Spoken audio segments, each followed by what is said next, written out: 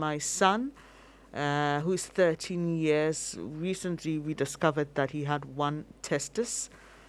And, he was operated, but after that, the doctor referred my son to undergo MRI scan. After the scan, the result was that the testis was not found. I want to know if there's anything else I can do for my son, though he's feeling fine. Should he go for another MRI scan to double check him? And you sent in your name.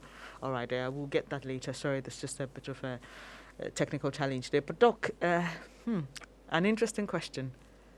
Okay, so this is from William, who's sending us this message from Sugakotha.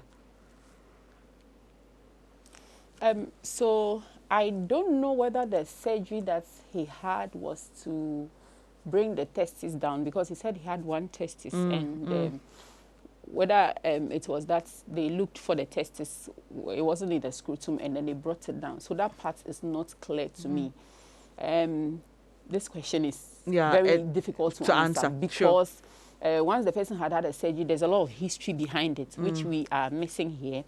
And this child needs to be isolated and evaluated as a whole. So I'm so sorry, but it's such a difficult question to answer. Okay.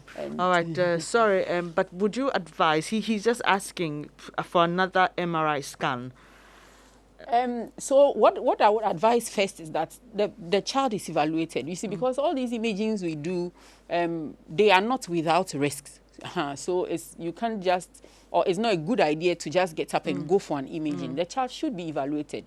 And if the doctor thinks that an MRI scan is needed again, then that is what they do. All right. Okay. I don't know where... so the child is now 13.